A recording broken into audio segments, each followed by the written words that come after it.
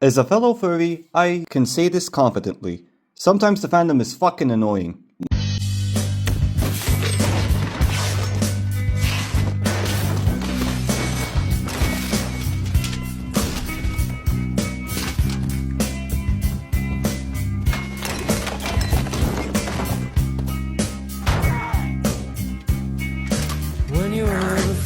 Mind you, I've already made this abundantly clear, but I love the furry fandom. I've been a furry for the last 12 years. But obviously, that doesn't mean the fandom doesn't get on my nerves sometimes. So, today, we're talking about things that annoy me about the furry fandom. And before you say it, yes, I am aware I am roasting my own people here. It's like making fun of your chosen family, so to speak. Like, yeah, I love them, but oh boy, do they make me want to scream sometimes. Holy moly. So let's get right into it. Number 1, toxic positivity. You ever meet that one furry who's like, hey bestie, we're all valid, everything is amazing, nothing's bad ever. Like, shut the fuck up, silence lobotomite. Stop sending me sparkle emojis with fucking everything. God damn, I'm so annoying.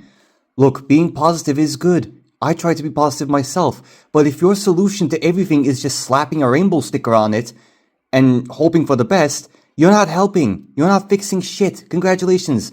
You're just ignoring them. Except now, you're adding extra glitter to it, and you're being annoying as shit. Oh, Scout, please, go yourself. Yeah, that's funny. Anyway, Number 2, unreasonable levels of acceptance. Now, mind you, I've already talked about this in my video, Should Furries Gatekeep, and I'm still stay behind my words in that video. I still believe in that. That hasn't changed. Like, I love how the fandom is welcoming. Really, I do. But sometimes, it's too welcoming. Like, welcoming to the point where even red flags get a free hug at the door. And it's like, okay, now you're just being stupid. You'll be like, hey, that guy over there, he shoved a fish up his ass. And the fandom's gonna be like, yeah, but he drew a cute fox once, so we accept him for who he is. No, you don't. Fuck him. Maybe, right? Just maybe. We don't need to accept literally fucking everyone. Some quality control, perhaps? And that extreme acceptance, that extreme ridiculous level, is why you can end up with fucking zoo sadists and shit, who genuinely think that they're going to be all fine and accepted within the furry fandom, which, no. See, here's the thing. I am not a furry authority figure. I've already made that abundantly clear. I'm not even a big channel. Like, if that has any kind of, like, say in the matter. I have no authority. Nobody does. For me, personally, though, no. You will never be accepted, you will never be a part of our community, and you should kill yourself now. And I'm not even kidding this when I say, on Second Life, there was this one absolute fucking subhuman filth that while talking, eventually they opened up more and straight up just made it clear that they are into bestiality. And the fuckers just straight up asked me like, no bestiality then, huh? Question mark? Of course, my answer is fuck no. And it's like, oh my god. Like, the fact that you absolute subhuman filth are willing to just talk about this so openly, that already tells me, clearly, you have been given an idea that this isn't that bad, or you have been provided just enough acceptance that you think it's okay to just, say this shit. This is the kind of shit that the CIA couldn't torture out of you. Like, what the fuck? Well, of course, my answer is fuck no. I really hope you don't. But turns out they did, and yeah, we don't talk anymore. But holy moly. But I will also give you a good silver lining to situations like this. You also have absolute dickheads like Nanofox getting pepper sprayed at furry conventions. Just in case you don't know, right? Nanofox is, well, long story short, a fucking pedo. And they got pepper sprayed at a furcon, which, thank God. Personally, I would prefer that you beat him to death with hammers, but for legal reasons, that's a joke. For legal reasons, that's a joke. For serious Indian mafia, please don't kill me, that's a joke. I suppose pepper spraying will be enough for the moment. Next time, bring a hammer. Preferably a sledgehammer, but small ones will do as well. I'm not picky about hammers. Number 3. Furries who think being a furry is an excuse to be a dickhead at public settings, which includes cons. It's like, you ever see that one guy at a furcon who thinks just because they have a cool fursuit, all of a sudden rules of society just don't apply to them? Like, bro, wearing a $3,000 wolf suit carpet doesn't make you above people. It does not give you the right to be a dickhead. Like, stop behaving like you're playing Mario Kart. You're not special. You're just a sweaty dickhead. Number 4, Twitter furries. Talking smack about people's not cool. I know something about you. Your bike had training wheels until you were dead. What? What do you say to him? And you, Blue Ranger, you're just boring. Kevin! Your turn. Lousy cook.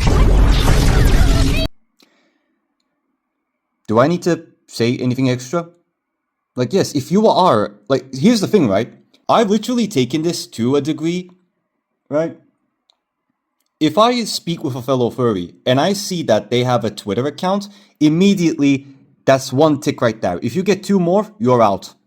Like, having a Twitter account is enough to get on my bad list. So, yeah. Immediately, if I see you have a Twitter account, that is 1 tick right there. To Twitter furries, touch grass, please. I beg of you, you need to touch grass. Number 5, Popufur worship. Now, I don't actually blame the Popufurs themselves most of the time, because, let's be honest here, they're just vibing. But the way people worship them is absolutely fucking insane. It's like, oh my god, Popufur Mick Wolf shove a knot up my ass, said hi to me, this is the greatest day of my life. Like, okay, calm down. He's not the Pope. He's not the president.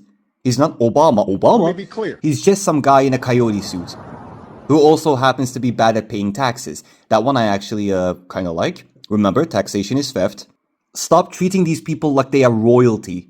Because at the end of the day, outside of the fandom, they are fucking nobody, just like you. And understand that if you keep treating them like they are God's gift upon this mortal world, yeah, it's going to start getting into their heads. They're going to develop an ego out of it. Because seriously, I do know some YouTubers whom right now are known for being egotistical, but if you take a look at some of their older videos, you notice they were very different back then.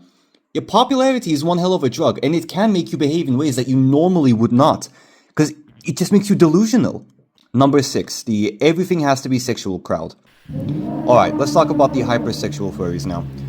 First off, do not get me wrong. Again, in previous videos of mine, I have already made this abundantly clear, but I am not a prude. I can be just as lewd as the next fox. I can be just as horny, and I too love Milo.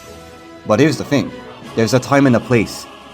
If we are at a all ages inclusive furry convention, and not an 18 plus adult only furry convention, and I'm just chilling in the hotel lobby, and you decide that this is a moment, this is an appropriate moment to start loudly roleplaying your wolf daddy persona, yeah, I'm gonna smack you across the fucking face for that.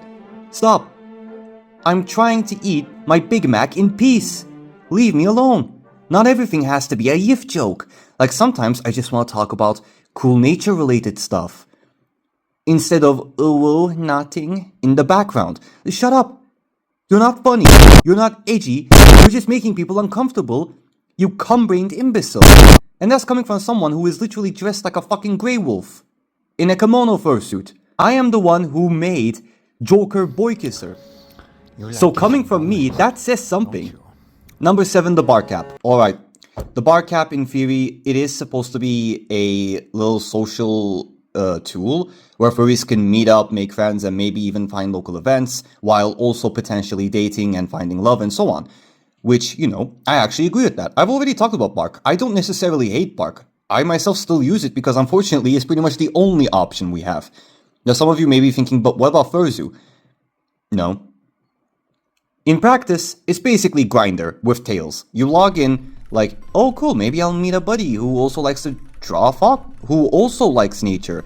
And instead, the first message you get is something along the lines of, hey, you want a yiff in the Denny's parking lot or something? And it's like, for fuck's sake, man. I swear, Bark advertises itself like a friendship app that also has aspects of finding dates. But it's, let's be completely honest, it is 99% just a furry hookup simulator. Not that I am against hookups, again, not a prude, but it would be nice if just one furry app wasn't 90% of people first trapping with their Sona art or IRL pictures. Sometimes I just want a board game night, not an unsolicited paw pic. So yeah, toxic positivity, too much quote-unquote acceptance, con dickheads, Twitter users in general, Popufur cults, 24/7 horniness, and Bark being basically furry Tinder. These are the things that make me want to just scream into my own tail sometimes. But again, here's the thing. For all of it, I wouldn't leave this fandom because the truth is, the furry fandom is like a messy family. It's loud, it's dramatic, sometimes it's horny as shit, in the wrong places, at the wrong times, but it's ours. We're basically a giant chaotic fur pile where everybody smells a little bit weird, nobody agrees on shit, and somehow that's what makes it endearing, I guess? So yeah, I am annoyed, but I am annoyed because I calf.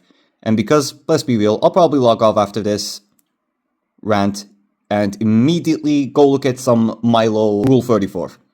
Alright, and that's going to be about it for the video. Thank you very much for watching. I love you, mwah, and I will see you again later some other time. Goodbye.